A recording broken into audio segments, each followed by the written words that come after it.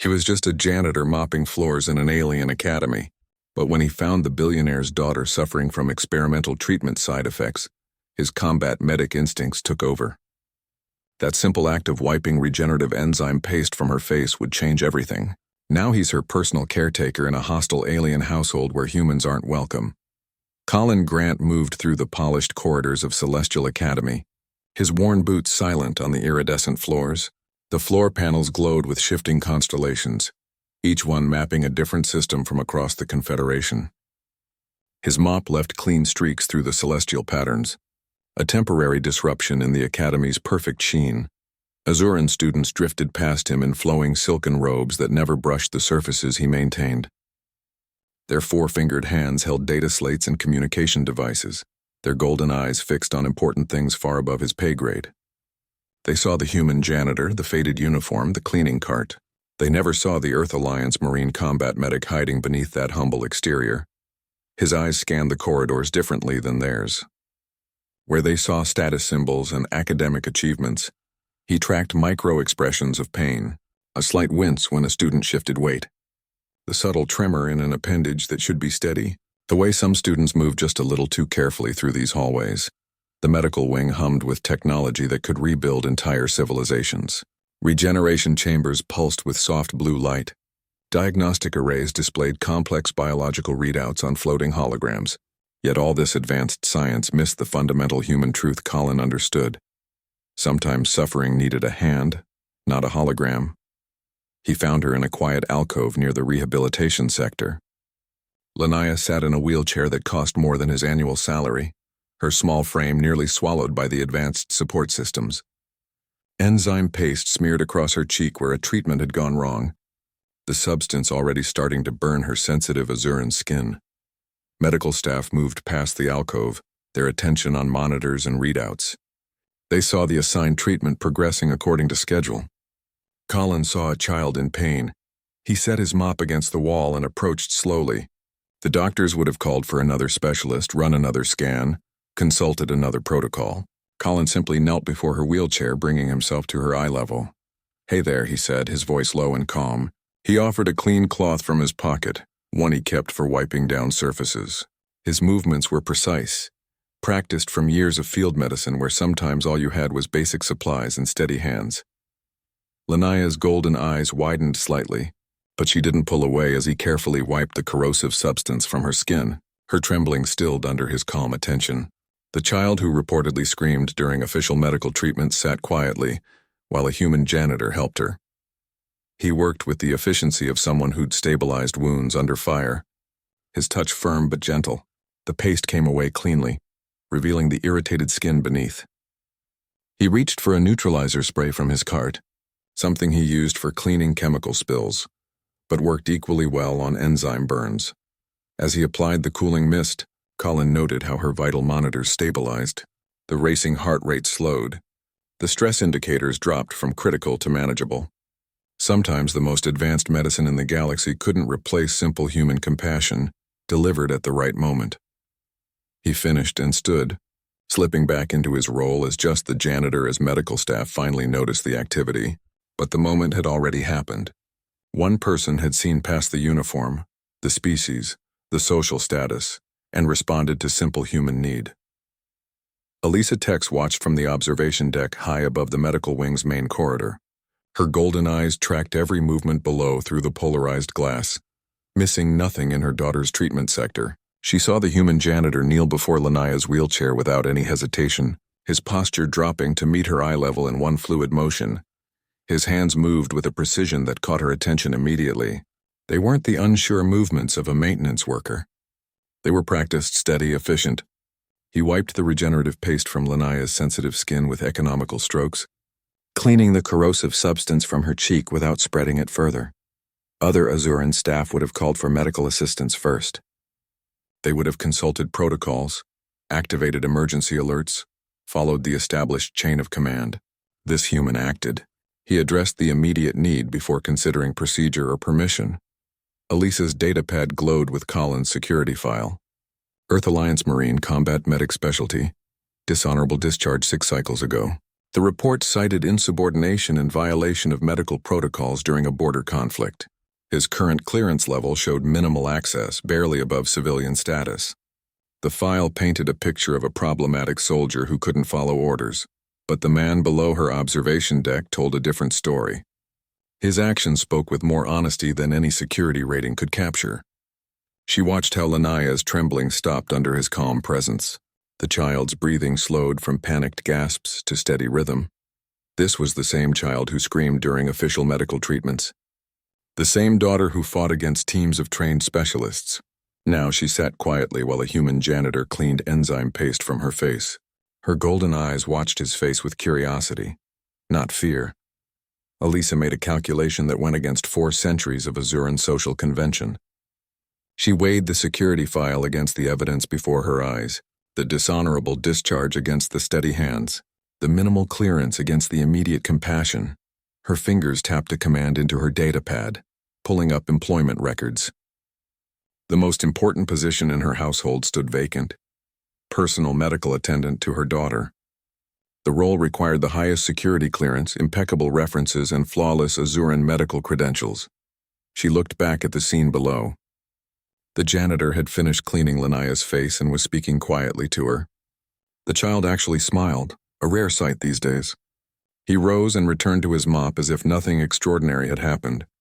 Elisa's decision defied everything her society taught about hierarchy and status. It ignored the warnings in his file. It overlooked the fact that no human had ever held a trusted position in any major Azuran household. She opened a communication channel to Academy administration. Her voice held no hesitation when she spoke. She requested the immediate transfer of 1 human janitor to her personal staff. The administrator on the other end sputtered protests about protocol and background checks. Elisa cut him off mid-sentence. She didn't need to see test scores or security clearances. She had seen everything that mattered in that corridor below. A man who acted when others hesitated. A medic who treated the patient, not the protocol. She ended the call and watched Colin push his cleaning cart down the hallway. He moved with the same quiet efficiency he'd shown with her daughter. Nothing in his posture suggested he knew he'd just been offered the most unlikely promotion in recent Azuran history. The billionaire who controlled interplanetary shipping routes and medical research. Empires had chosen her daughter's caretaker, based on 60 seconds of observation.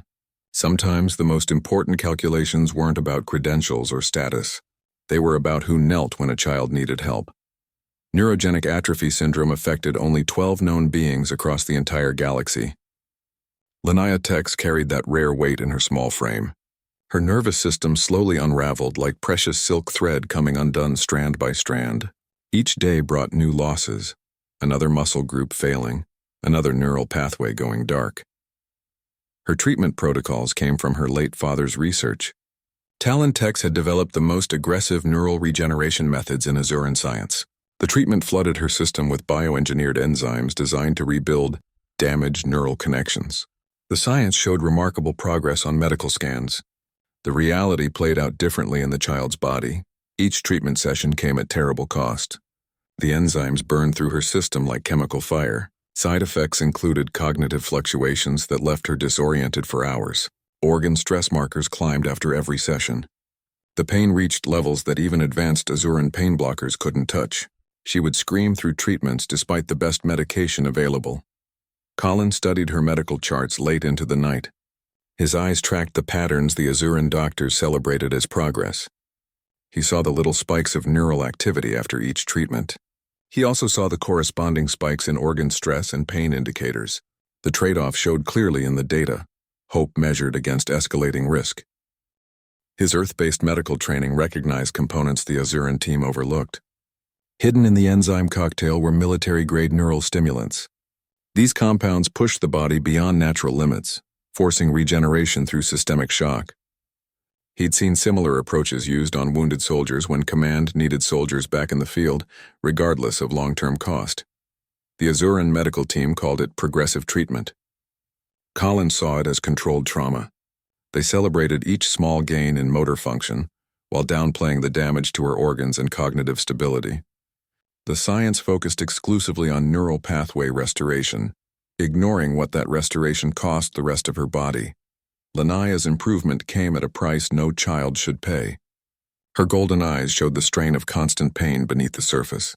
The slight gains in mobility meant little when she spent hours recovering from treatment side effects. She improved according to the scans while her quality of life diminished. Colin's perspective came from field medicine, where you treated the whole patient, not just the primary injury. Earth medical training emphasized balancing treatment aggressiveness against patient comfort.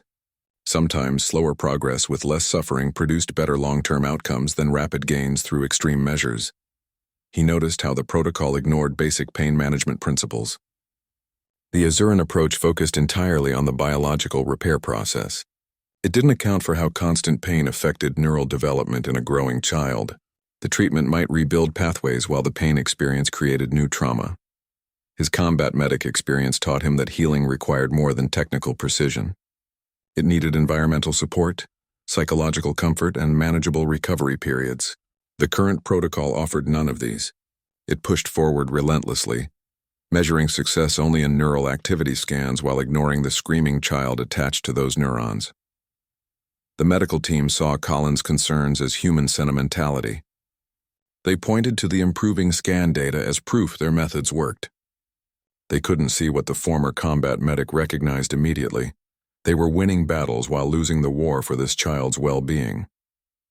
The Tex estate rose from Azure Prime's capital moon in 3 perfect geodesic domes that trapped reflected starlight. Colin's transport deposited him at the main entrance, where the air held a sterile chill. Nex waited just inside, his form rigid in a silver uniform that showed no creases, no give, no humanity. His eyes scanned Colin with the cold assessment of a security system. "Human staff do not touch the family," Nex stated, his voice flat as data transmission. "You do not speak unless spoken to. Your access is limited to service corridors in the medical wing during designated hours." Each rule landed like a sealed door closing. The head of household delivered them with the precision of someone reading safety protocols for handling hazardous materials. Colin nodded once, his marine training keeping his expression neutral. He recognized the type, career military in another life, now running a household like a secured compound. The kind of man who followed orders without question and expected others to do the same. Perry, the kitchen bot, whirred nearby, her optical sensors shifting nervously between Colin and the security cameras dotting the ceiling. Her cleaning appendages trembled slightly as she polished already gleaming surfaces. When Nex turned away, she drifted close to Colin and emitted a series of soft binary pulses. His implant translated the warning. "Many staff here don't like humans. Watch yourself." He moved through corridors that hummed with hidden systems. The medical team observed from behind polarized observation glass, their disapproval a tangible force in the sterile air. He caught fragments of their conversation, questions about human contamination protocols, doubts about his clearance level, speculation about why a billionaire would hire a discharged soldier as a medical attendant. Every corridor felt like enemy territory. Every glance from silver-uniformed staff carried potential threat. His marine instincts ignited automatically. He mapped exit routes as he walked, noting security panel locations and camera blind spots. He identified potential threats, the security detail that watched him too closely, the medical staff who whispered behind glass, the household manager who considered him a contamination risk. This prejudice wasn't just social discomfort. In a medical environment dealing with experimental treatments and fragile patients, it could get someone killed. A delayed response here, a withheld warning there, small acts of sabotage that could have catastrophic consequences for a child already balanced on the edge. His combat medic training told him Lanaya's environment was as dangerous as her condition. The tension in these corridors, the hostility from staff, the constant surveillance, all of it created an atmosphere of stress that worked against healing. Recovery required safety and trust, not suspicion and silent warfare. He reached his assigned quarters, a small room in the service wing. The bed felt military crisp, the walls bare except for a single security monitor showing the hallway outside. Even here, privacy didn't exist. He set his duffel on the floor, the sound loud in the quiet room. Through the door came the faint hum of the estate's systems, environmental controls, security scans, communication networks. All of it designed for perfection and control. None of it designed for the messy human work of healing a child. Colin sat on the edge of the bed, his hands resting on his knees. The man who had survived combat zones in alien worlds now found himself in the most hostile territory he'd ever encountered. A Mairi billionaire's household where every eye watched, and every hand might hold a knife. He understood now why Elisa Tex had chosen him. It would take a soldier to survive this place. It would take a medic to heal her daughter. Dinner unfolded beneath a holographic canopy of swirling nebulae that cast shifting patterns across the table. Stars bloomed and died in silent explosions above their heads while delicate glassware caught the cosmic light. Lanaya listened to Colin's stories of Earth with rapt attention, her pain momentarily forgotten in the wonder of alien worlds made ordinary through his words. She laughed at his description of terrestrial weather patterns, the sound bright and clear in the opulent dining space. For that moment, she wasn't a patient in an experimental treatment program. She was just a child hearing about rain for the first time. Elisa watched her daughter's face across the table, seeing the light in her golden eyes for the first time in months. The tension that usually marked Lanaya's features had softened into something like peace. Her hands rested easily on the table, instead of clutching at pain that never quite left her. This simple human interaction had done what billions of credits in medical research could not, given her daughter a moment of genuine joy untainted by suffering. Then the seizure hit without warning. Lanaya's body went rigid against her chair, her spine arching sharply. The advanced wheelchair vibrated with uncontrolled energy, its stabilizers straining against the sudden neurological storm. Her glass tipped over, spattering blue liquid across the white tablecloth like a ruined constellation. The happy child of moments before vanished into violent, uncontrolled movement. The Azuran medical team stationed around the perimeter froze. Their training covered protocol responses, diagnostic procedures, and approved intervention methods. None of their education addressed this raw, immediate crisis. They looked to each other, to their equipment, to established response charts.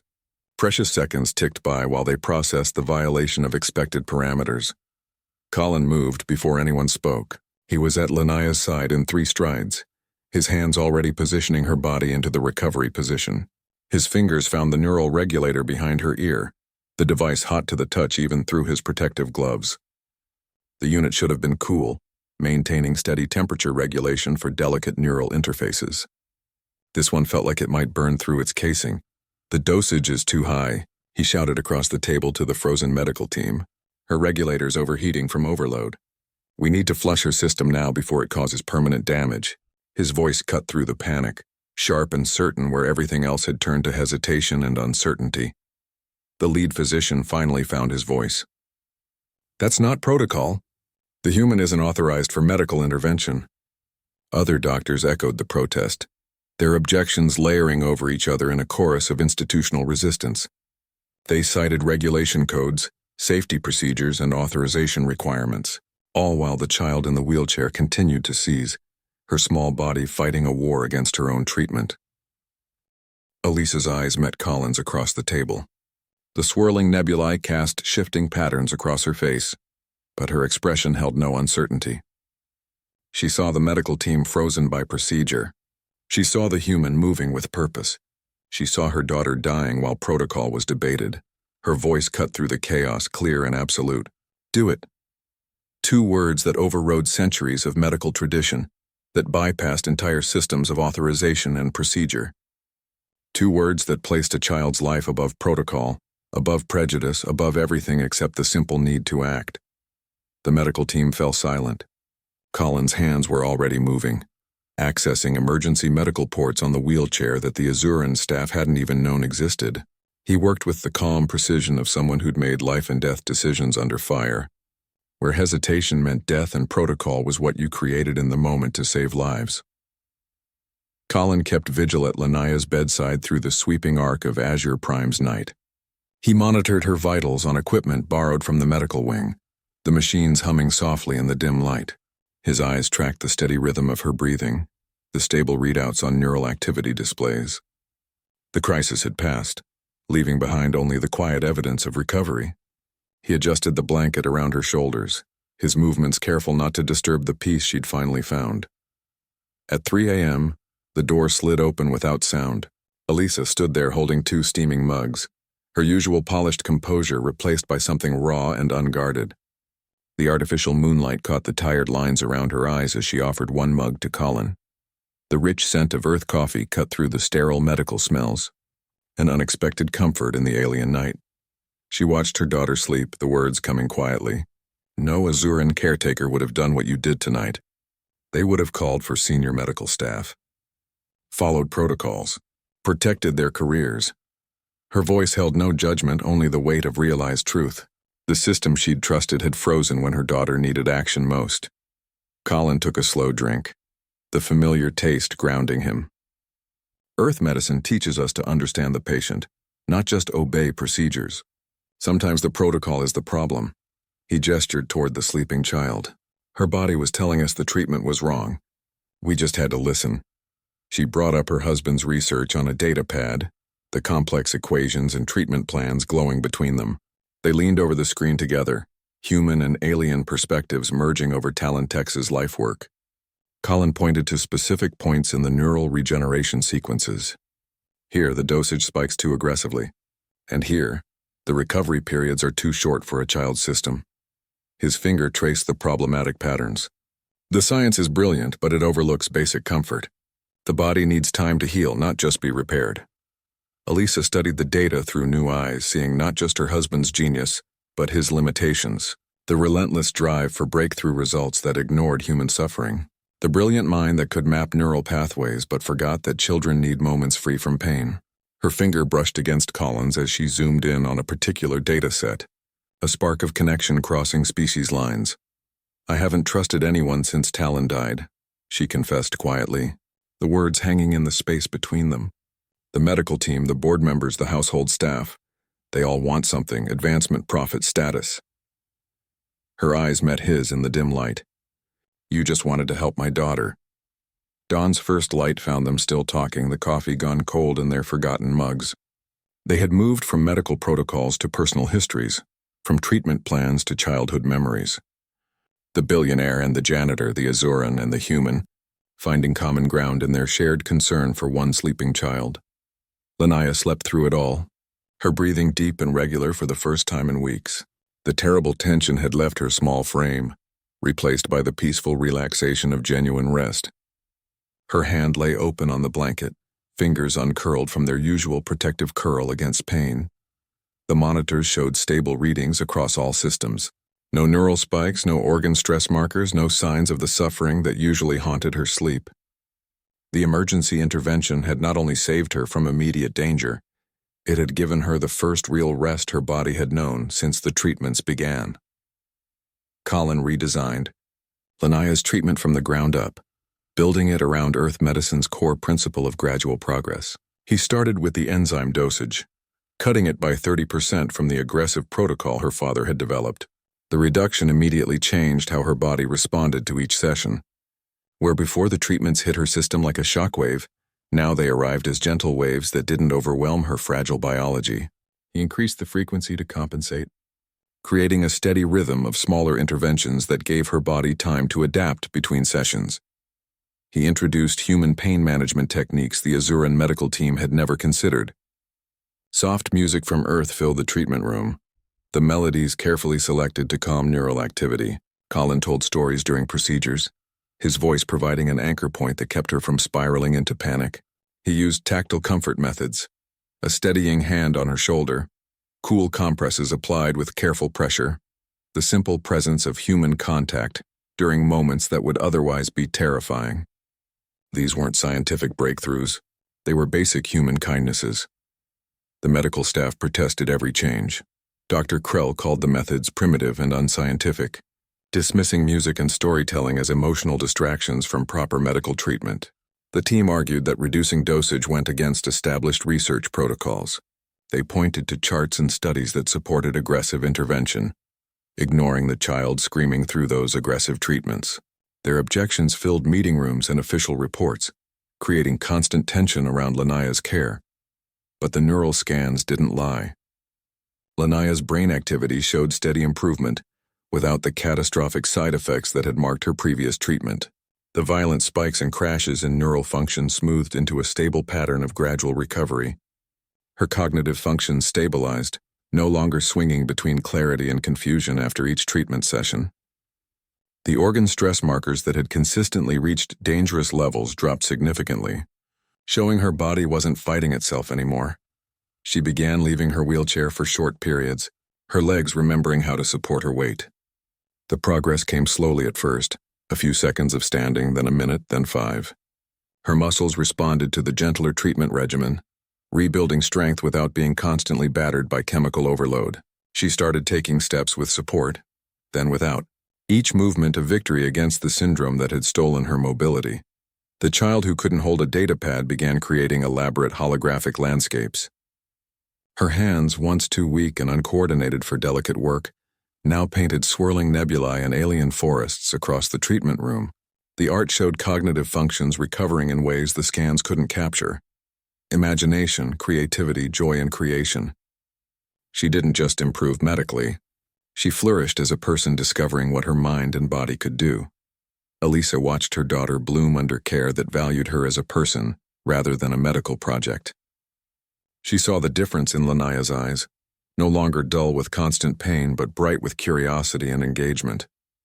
The tension had left her daughter's small frame, replaced by a growing confidence that came from manageable challenges and gradual successes. The child was emerging from the patient, rediscovering herself beyond the limitations of her condition. The human janitor achieved what billion-credit medicine could not. He didn't have advanced degrees or research credentials. He brought battlefield experience and human compassion into a medical environment that had forgotten both. His methods were simple, grounded in the basic understanding that healing requires more than technical precision. It needs patience, empathy, and respect for the person undergoing treatment. The results spoke louder than any academic credential ever could. Director Pax moved through the Tex estate with the smooth confidence of someone who owned the space without technically owning anything. As head of competitive analysis at Tex Interstellar, he treated everything as a market variable to be measured and controlled. His eyes cataloged Colin's movements with cold precision, noting each interaction with medical equipment, each adjustment to Lanaya's care routine. The human's success represented an unpredictable element in carefully calculated corporate equations. He questioned Elisa during board meetings, his tone dripping with condescension, barely masked as corporate concern. Why is a human handling proprietary Azuran medical technology? The security risks alone should concern us. His datapad displayed Colin's file prominently, the dishonorable discharge highlighted in crimson text. He presented the question as protective caution, while his eyes calculated the threat Colin posed to established power structures. His alarm grew with each positive report on Lanaya's condition. The improved neural scans, the reduced side effects, the child's increasing mobility, all of it threatened the control Pax had maintained over the medical division. Success through unconventional methods created dangerous precedents. It suggested that corporate protocols weren't infallible, that someone outside the system could achieve better results than teams of highly paid specialists. Pax's internal reports began suggesting Colin was stealing proprietary information for Earth corporations. The accusations appeared in carefully worded memos that used corporate language to imply espionage, without making direct claims. He cited Colin's military background, his Earth Alliance connections, his unusual access to sensitive medical technology. The reports created paper trails that could justify removal if needed. He pressured Elisa during private meetings, his arguments wrapped in shareholder concerns. The board worries about deviating from established protocols. Investors prefer predictable outcomes over experimental methods. He presented spreadsheets showing theoretical risks and projected liabilities. The numbers always supported returning to the aggressive treatments that kept Lanaya dependent on medical intervention. The treatments that ensured continued revenue and control. The gala invitation arrived on engraved crystal slate, Azure Prime's annual benefactors event. Lanaya's first public appearance since her illness began represented a crucial moment for Tex Interstellar's public image. Pax immediately insisted on attending as family protection, positioning himself as the necessary shield against human influence. His offer came with subtle warnings about how Colin's presence might be perceived by important investors and political figures. Colin recognized the true threat beneath the corporate posturing. Pax didn't want to protect Lanaya. He wanted to control her narrative, Her recovery challenged the medical protocols that generated substantial revenue for Tech's Interstellar. Her improvement under human care undermined the entire premise of Azuran medical superiority that the corporation built its reputation upon. This was about maintaining power, not protecting a child. The stage set for a confrontation that extended far beyond medical ethics. Corporate interests lined up against patient care. Established power structures faced the uncomfortable truth that sometimes the best solutions came from outside the system. Pax represented everything that valued profit over people, control over compassion, protocol over progress. He watched Colin prepare Linnea for the gala, his expression neutral while his eyes calculated risks and opportunities. Every adjustment Colin made to her neural regulator, every calming word he spoke, every gentle touch that stabilized her condition, all of it registered as threats to the established order. The human janitor had become the most dangerous variable in Pax's carefully controlled corporate environment. The tension built like atmospheric pressure before a storm. Colin's combat instincts recognized the signs of impending conflict. Pax's corporate polish couldn't hide the calculation behind his polite concerns. The upcoming gala would be more than a social event. It would be a battlefield where corporate ambition would face human compassion, where control would confront care, where everything would be decided. The Benefactors Gala filled Celestial Academy's grand ballroom with Azure Prime's elite, a glittering assembly of silken robes and polished metals. Linnea practiced walking in her bio-supported gown, the circuits along its sleeves glowing with soft blue light that pulsed in time with her breathing. Her steps came slowly but steadily, each movement supported by the delicate technology woven into the fabric. She focused on maintaining balance, her concentration absolute in the midst of swirling conversations and clinking glass. Colin adjusted the neural regulator behind her ear, his fingers precise on the delicate controls. He monitored her stress levels on a discrete wrist display, watching for any spikes that might indicate sensory overload. The gala's atmospheric projections swirled with holographic constellations, the music layered with alien harmonies, the sense of exotic foods mixing in the air, all potential triggers for her sensitive system. He set the regulator to filter the most intense stimuli, creating a buffer between Linnea and the overwhelming environment. Pax arrived an hour early, his silver robes cutting through the colorful crowd. He moved through security checkpoints with cold efficiency, his eyes cataloging every detail of the preparations. He questioned the placement of medical stations, the readiness of emergency teams, the calibration of environmental controls. His attention kept returning to Colin's adjustments to Linnea's equipment, each question probing for weaknesses in the human's preparations. He approached Colin near the main entrance, his smile not reaching his cold eyes. The human medic playing dress-up with billion-credit technology. How versatile. His words hung in the air between them, the condescension barely concealed beneath corporate politeness. He asked pointed questions about Colin's security clearance, his medical qualifications, his understanding of Azuran neural technology. Each query sought vulnerabilities, potential pressure points, ways to undermine confidence. The tension between them crackled through the opulent space. Colin's responses remained calm and factual, but his combat instincts recognized the threat assessment in Pax's questioning. This wasn't about security. It was about establishing dominance, testing defenses, looking for an opening. The glittering chandeliers and swirling holograms couldn't mask the underlying confrontation, happening in quiet tones.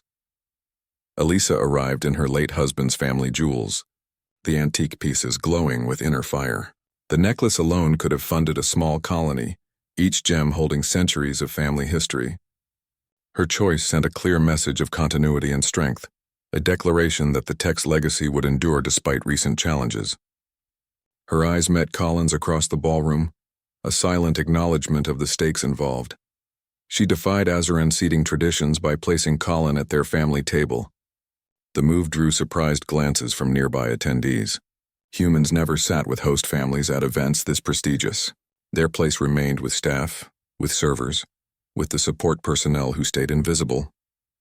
Colin's position at Elisa's right hand challenged generations of social convention, making his importance to the family unmistakably clear. Pax's smile tightened as he watched the human take his seat. His eyes calculated the implications, The social ramifications, the potential leverage. The corporate director understood symbolism better than anyone in the room. This wasn't just seating arrangement. It was a declaration of trust, a challenge to the established order. A statement that value could be found outside traditional hierarchies. The first course arrived on floating trays that drifted to each place setting. Crystal bowls held shimmering broth that swirled with captured starlight. The servers moved with practiced grace, their motions synchronized to the soft music. Pax watched Colin pick up his spoon, his expression unreadable.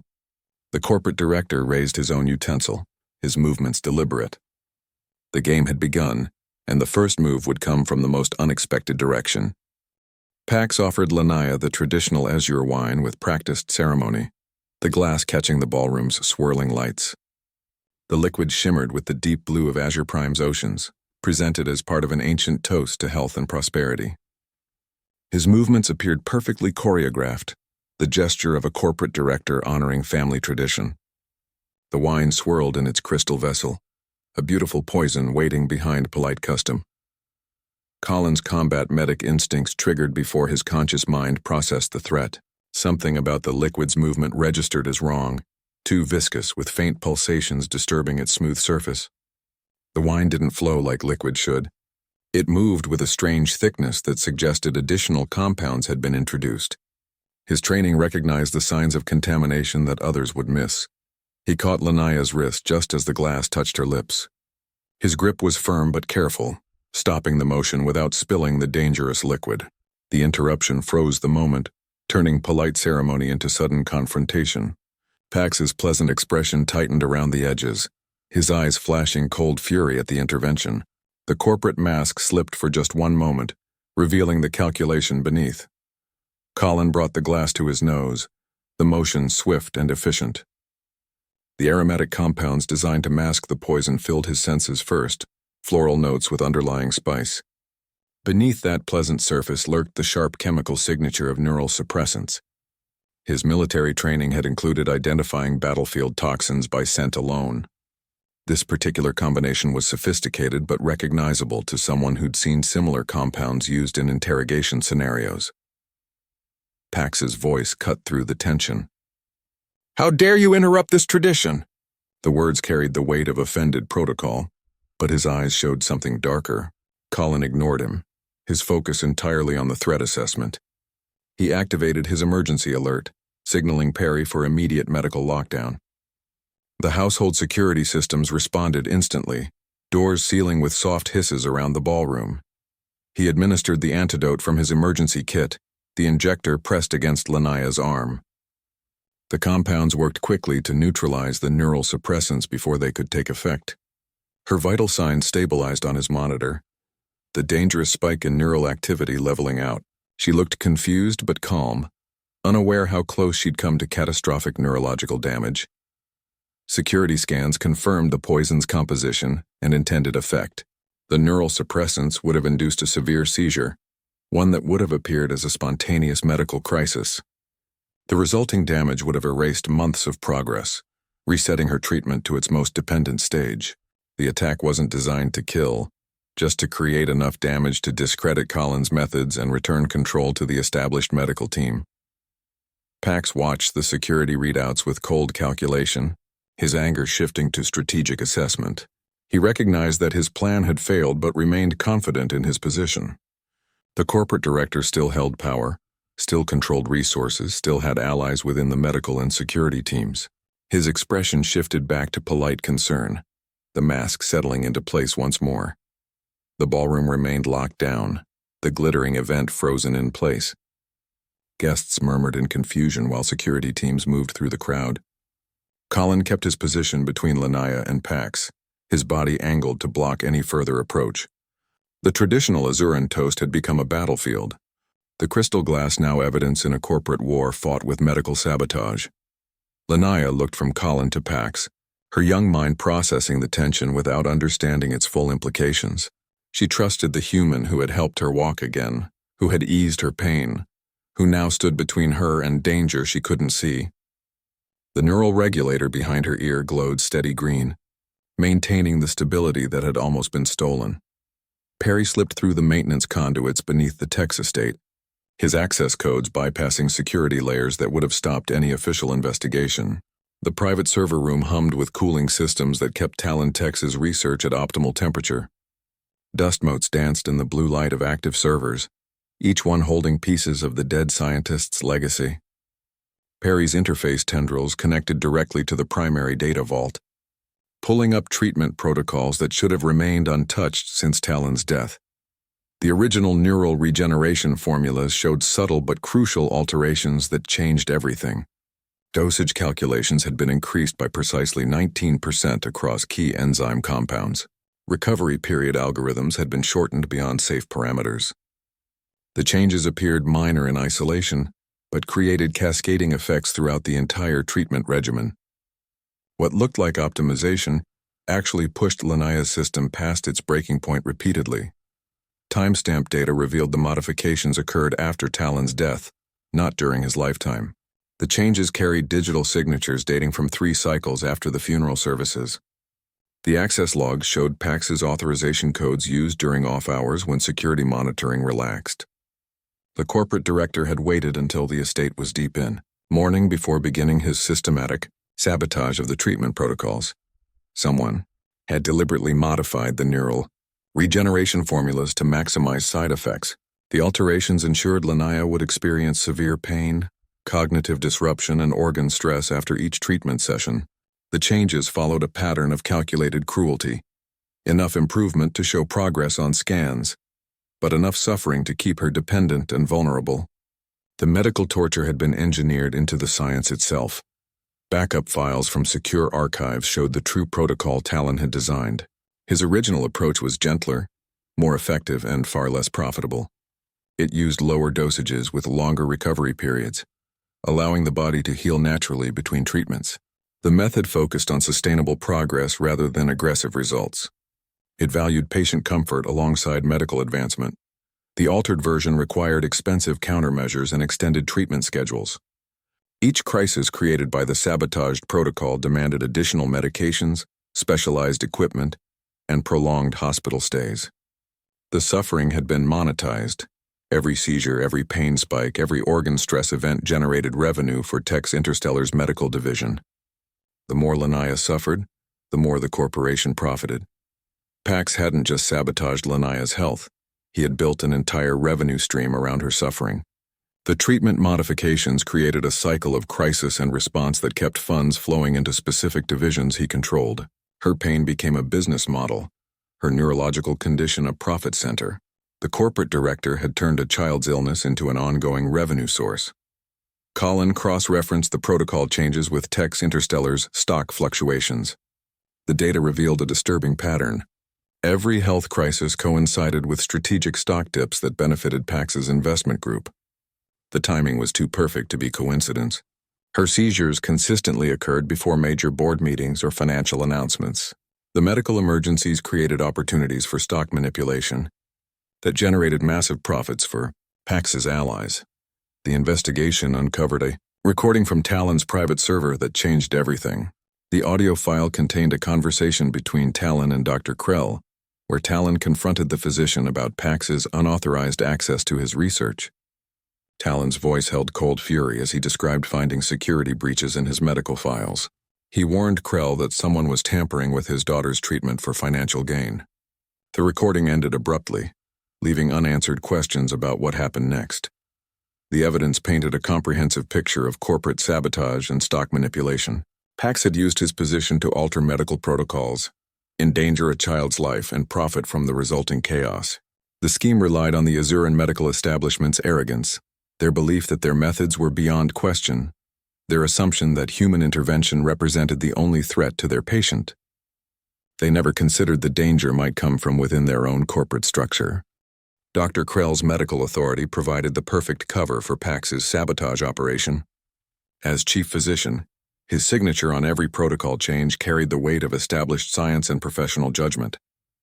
He approved the dangerous dosage increases under claims of patient improvement, using medical terminology to disguise the harm being done. Each authorization appeared in official records with impeccable credentials backing it.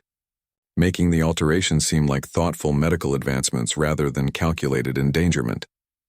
His research grants depended entirely on Pax's approval within Tech's Interstellar's corporate structure.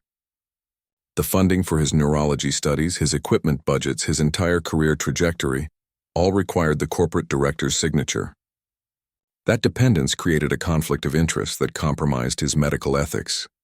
He chose career security over patient safety, trading his professional integrity for continued access to resources and influence. Krell manipulated clinical trial data to support the more aggressive treatment approach. He altered outcome measurements to show better results than actually occurred. Side effect reports were minimized or removed entirely from official documentation. The data sets that should have revealed the protocol's dangers instead showed carefully crafted narratives of progress and success.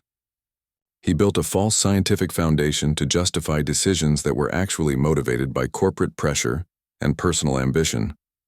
He knowingly risked Lanaya's life for career advancement and research funding. The physician understood the neurological damage the increased dosages could cause. He recognized the organ stress markers and cognitive disruption as warning signs rather than acceptable side effects. His medical training gave him the knowledge to see the danger, yet he continued down the path that put a child at risk for his own professional benefit. Colin found the original clinical notes buried in auxiliary storage, hidden behind layers of security clearances. Talon's handwritten observations detailed the safe dosage parameters and recovery timelines. The notes showed careful, gradual approaches that prioritized patient comfort alongside medical progress. They revealed a treatment philosophy completely opposite to the aggressive protocol being implemented.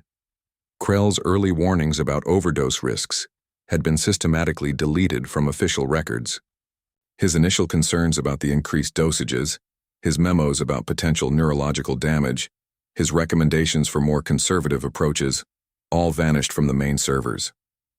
Only fragments remained in backup systems, showing a physician who initially recognized the danger before choosing to become part of it. The physician who swore to heal became the instrument of harm. His medical expertise, which should have protected Lanaya, was weaponized against her. His knowledge of Azuran physiology and treatment protocols enabled the very sabotage that endangered her life. The healer became the poison in the system, using his position to facilitate corporate greed rather than patient care. His betrayal cut deeper than Pax's because it violated the core oath of his profession. The corporate director operated from greed and ambition, but the physician betrayed the fundamental trust between healer and patient. He abandoned the principle that should have guided every decision: first, do no harm. That violation resonated through the medical community, shaking the foundation of what it meant to be a healer. The medical staff's prejudice against humans made them blind to their own colleagues' crimes. Their focus on the human outsider prevented them from seeing the corruption within their ranks. They questioned Colin's methods while accepting Krell's approvals without scrutiny. Their bias created the perfect environment for the physician's betrayal to go unnoticed, allowing the danger to continue right under their noses. The investigation revealed audio recordings where Krell confronted Talon about security breaches in the medical files. The physician's voice showed concern initially, then shifted to compliance as corporate pressure increased. The recordings traced his moral descent from concerned healer to willing participant in the sabotage scheme. They showed the exact moment when career preservation overcame medical ethics. Elisa called the emergency board meeting with security teams positioned at every entrance. The conference room's polished table reflected the tense faces of the directors as they took their seats. Colin stood at the head of the table, his posture straight and voice steady as he laid out the evidence with military precision. He presented the altered treatment protocols, the timestamp data, the audio recordings, each piece fitting together to form an undeniable picture of corporate sabotage. His words carried the weight of fact, delivered without emotion or accusation, just cold, hard truth. Pax tried to dismiss the evidence as human fabrication. He leaned back in his chair, a condescending smile playing on his lips as he suggested Colin had tampered with the files. But the digital timestamps didn't lie. They showed his authorization codes accessing the servers during off hours, making changes that compromised Lanaya's treatment. The board members watched, their expressions shifting from skepticism to concern as the evidence mounted against their director. Dr. Krell broke under the pressure of direct questioning. His professional composure cracked, revealing the fear beneath. He confessed to altering the protocols, his voice trembling as he admitted his role in the sabotage. The physician revealed that Pax had promised him control of the entire research division in exchange for his cooperation. The admission hung in the air, a stark betrayal of medical ethics for corporate power. Board members watched in horror as their director's ambition unraveled before them. The carefully constructed image of corporate leadership dissolved into something darker and more dangerous. They saw the manipulation of medical science for profit, the endangerment of a child's life, the systematic betrayal of trust that extended through their organization. The room filled with whispered reactions as directors processed the scale of the deception. Pax made his move when he saw the evidence turning against him. His hand dipped into his datapad, activating a hidden neural disruptor. The device glowed with dangerous energy as he aimed it at Lanaya. He knew her altered nervous system couldn't survive the shock. It would cause permanent cognitive damage while making her collapse appear to be a medical emergency. His expression showed cold calculation even in that final, desperate act. Colin tackled him before the charge could fire. Their bodies crashed across the polished table, sending datapads and documents scattering. The neural disruptor skittered across the floor, its energy discharge harmlessly striking the ceiling. Security teams moved instantly, their training overriding the shock of seeing their director attempt murder in front of the entire board. Restraints snapped closed on both Pax and Krell. The security teams worked with efficient precision, neutralizing the threats without further violence. The board watched in stunned silence as the two men were secured, their positions of authority meaning nothing against the evidence of their crimes. The directors voted unanimously to remove Pax from his position. The decision came quickly without debate or hesitation. They had seen the proof with their own eyes, the altered files, the timestamps, the attempted use of a weapon against a child. Corporate loyalty meant nothing compared to the blatant criminality displayed in their boardroom. Elisa took control of the meeting, her voice steady despite the tension. She outlined the immediate steps needed to secure the company and ensure Lanaya's safety. The directors listened with renewed attention, recognizing the need for strong leadership in the wake of such betrayal. The emergency meeting had revealed the corruption at their highest levels, but it had also shown the strength of their response. The security teams escorted Pax and Krell from the room. Their departure left a heavy silence in their wake. The board members looked at each other, then at Elisa and Colin. The confrontation had changed everything about how they viewed their company, their leadership, and the human who had exposed the truth. The polished table bore the scars of the struggle, scratches from the struggle, scattered documents, the lingering energy smell from the disruptor. The Corporate Judiciary Council filed multiple charges against Director Pax that spanned interplanetary legal jurisdictions. Attempted murder, corporate sabotage, and stock manipulation headed the list, each charge carrying severe penalties under Confederation law. His arrest sent shockwaves through the corporate world, revealing how deeply corruption had infiltrated one of Azure Prime's most prestigious companies. The case became a benchmark for corporate accountability, with every development covered by galactic media outlets. Dr. Krell's medical license revocation echoed across all Confederation worlds in an unprecedented disciplinary action. The decision came from the Unified Medical Ethics Board after reviewing the evidence of his deliberate protocol alterations. His name vanished from medical registries, research databases, and professional networks simultaneously. The physician who had betrayed his oath would never practice medicine again in any system that valued ethical standards.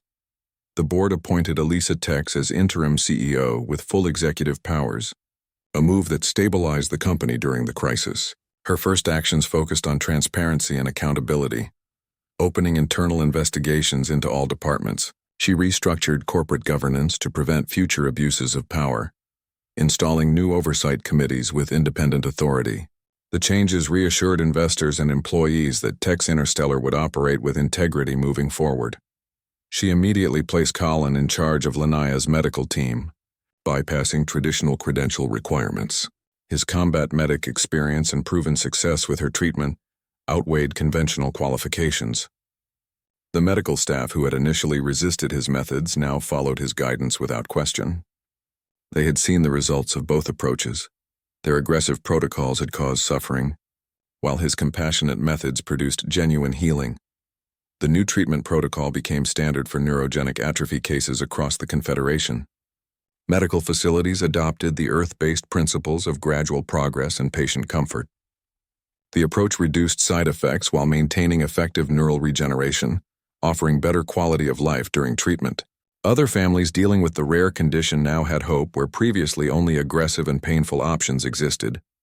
Earth Alliance medics received consulting roles at Tex Interstellar, creating the first formal exchange program between human and Azuran medical practices. They brought perspectives on patient care that valued individual comfort alongside technical treatment.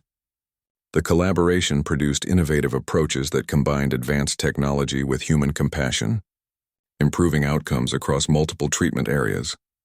Lanaya's recovery accelerated dramatically, without the sabotage treatments affecting her progress. Her neural scans showed steady improvement without the dangerous spikes and crashes that had previously marked her treatment.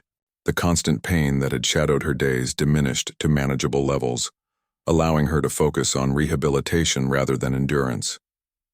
Her cognitive functions stabilized, no longer fluctuating between clarity and confusion after each session. She took her first unaided steps across the estate's gardens.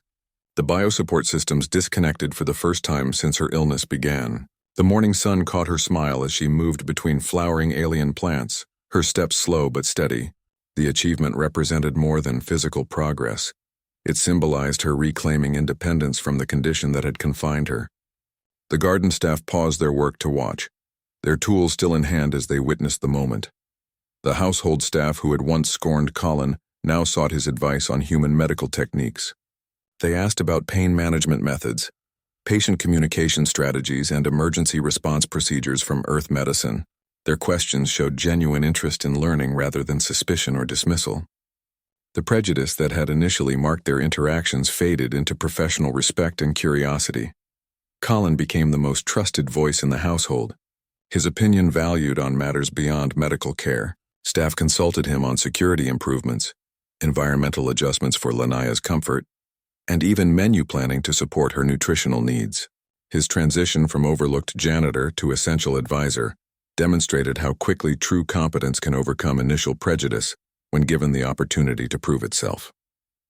The observation dome offered a panoramic view of Azure Prime's twin moons rising over the capital city. Holographic stars swirled around Elisa and Colin as they reviewed the company's new strategic direction.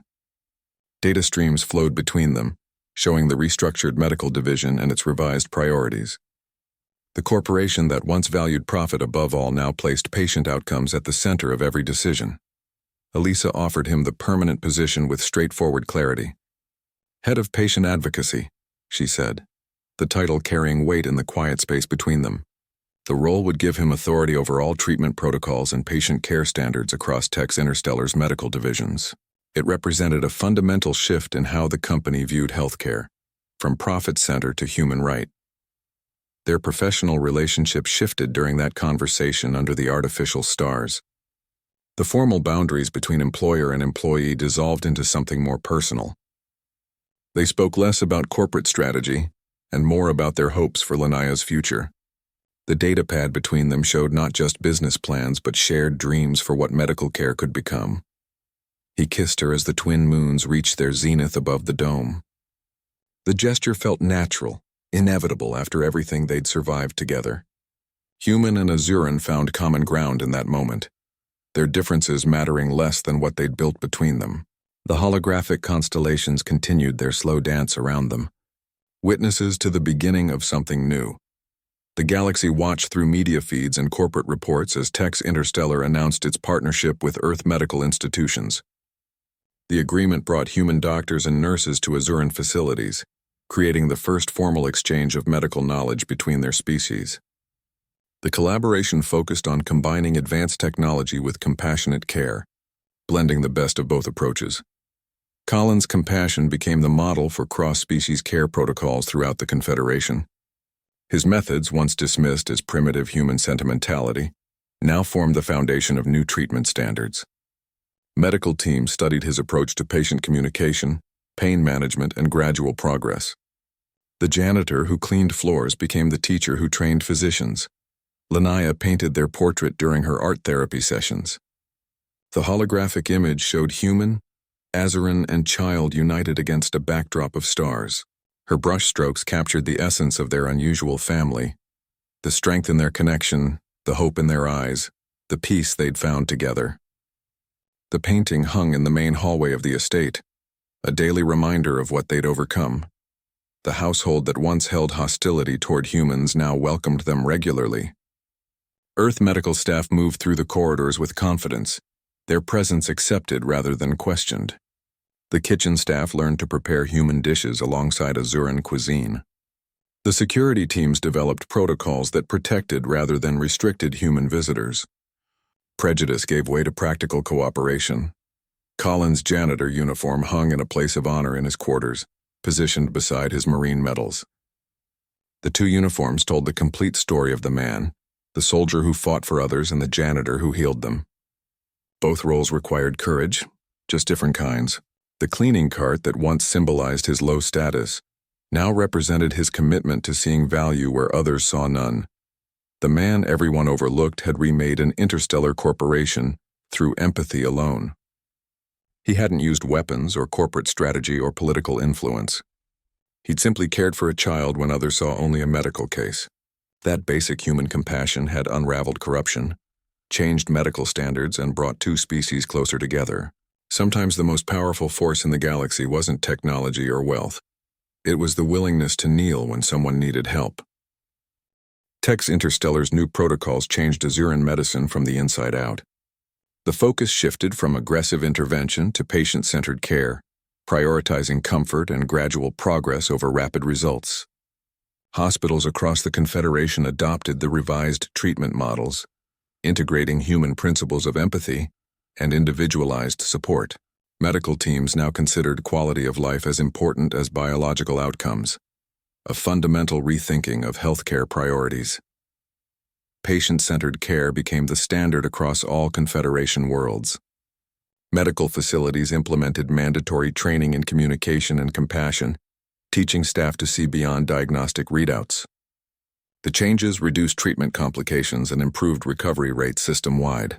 Patients reported higher satisfaction and better adherence to treatment plans when their comfort and understanding were prioritized alongside medical science. Human medical personnel received unprecedented access to advanced alien technology through formal exchange programs. Earth doctors and nurses trained in Azuran facilities, learning to operate regeneration chambers and neural mapping systems. The knowledge transfer worked both ways, with human approaches to pain management and patient communication enriching Azuran practices. This cross-species collaboration produced innovative treatment models that combined the best of both medical traditions.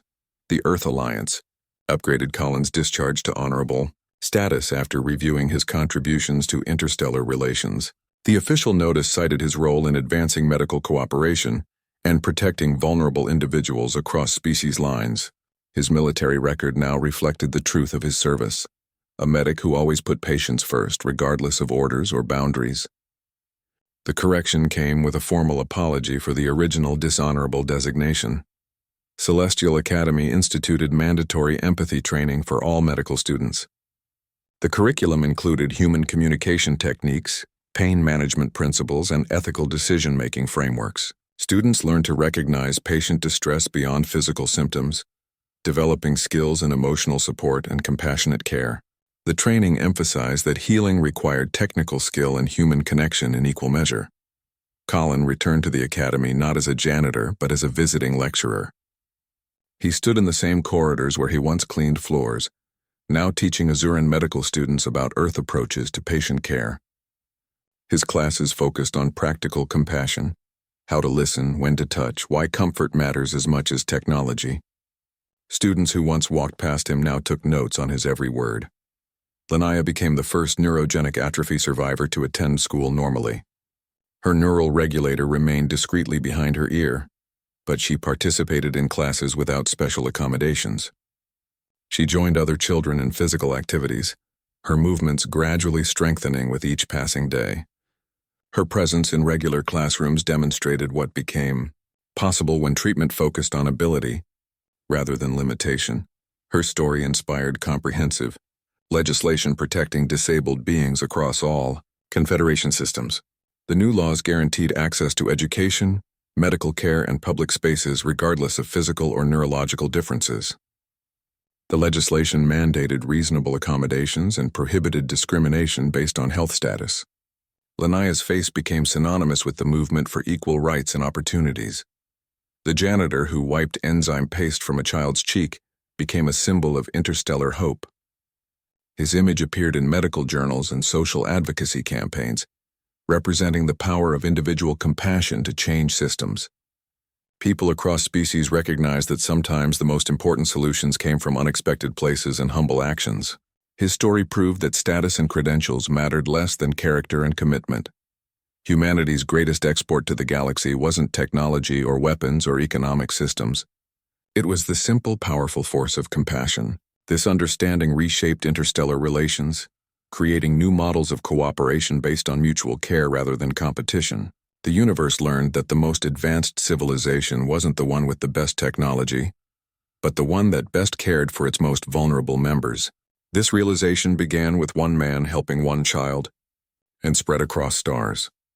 Colin found quiet peace in the Tex family gardens, the scent of alien blossoms mixing with earth roses he'd planted himself. The combat dreams that once haunted his sleep had finally gone still. The memories of battlefield triage and lost comrades faded into something manageable, something distant. His hands, once trained for weapons and wound packing, now tended to flowers that knew nothing of war. Elisa joined him on the stone bench, her azuran skin glowing in the twin moonlight. Her hand found his without hesitation, their fingers interlacing across species lines. The difference in their skin tones, her golden hue against his earth-tanned complexion, spoke of bridges built where none existed before. They sat in comfortable silence, watching their shared world turning peacefully around them. They watched Lanaya running with other children through the garden paths. Her laughter carried on the evening air, bright and unburdened. The neural regulator behind her ear caught the moonlight briefly, its presence barely noticeable against her joy. She moved with a grace that once seemed impossible, her legs strong and sure beneath her. The other children kept pace with her, their games including her naturally now. Staff members passed along the garden paths, their attitudes transformed. Where once they had sneered or looked away, now they nodded respect as Colin passed. Their eyes held genuine acknowledgement of the man who had saved their young mistress. The silver-uniformed attendants who once enforced segregation now maintained a respectful distance that spoke of earned regard rather than prejudice. Nex approached with his evening security report, his posture different than before. The cold efficiency remained, but beneath it lay genuine deference to Colin's medical authority. He presented the data on household safety with a slight bow of his head, his eyes meeting Colin's directly. The change wasn't dramatic, but it was real, the head of household acknowledging the head of patient care as an equal. From the open kitchen windows came Amperi's happy whirring as she baked. The scent of human chocolate chip cookies mixed with the aroma of traditional Azuran spice cakes. Her optical sensors glowed with contentment as she moved between mixing bowls, creating treats that represented their blended household. The kitchen that once produced only alien delicacies now embraced Earth recipes with enthusiasm. The Marine who had lost everything in a dishonorable discharge found everything he never knew he wanted. The quiet peace of family life replaced the adrenaline of combat. The satisfaction of healing surpassed the rush of battle. The love of this unusual family filled spaces he hadn't known were empty inside him. The lost soldier became a found caretaker.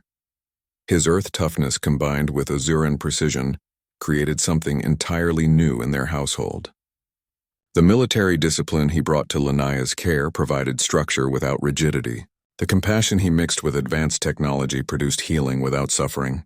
The blend of human warmth and alien efficiency became their signature approach, method that valued both progress and peace. The man who was nobody in the eyes of Azure Primes. Elite became somebody through simple acts of care. The galaxy that judged too quickly finally saw the value it had overlooked. His lack of credentials mattered less than his proven results. His species became irrelevant beside his actions. The janitor became the expert through demonstration, not declaration. His greatest victory wasn't on any battlefield with medals and commendations. It came at a child's bedside during quiet night vigils. It showed in every step Linnea took without her wheelchair. It lived in the peace that replaced her pain. The combat medic turned caretaker had won a war against suffering, and the prize was this garden, this family, this peace. The story ends where it began, in the gleaming corridors of Celestial Academy, with a simple act of kindness. A damp cloth wiping enzyme paste from a child's cheek, a quiet word when others looked away. That small moment rippled across stars, reshaping civilizations. Protocols changed, prejudices fell, and two species found common ground and compassion. The uniform didn't matter, not the janitors, not the Marines. True heroism wears no badge except empathy. In a universe of advanced technology and ancient biases, sometimes the most powerful force is a hand offered without hesitation.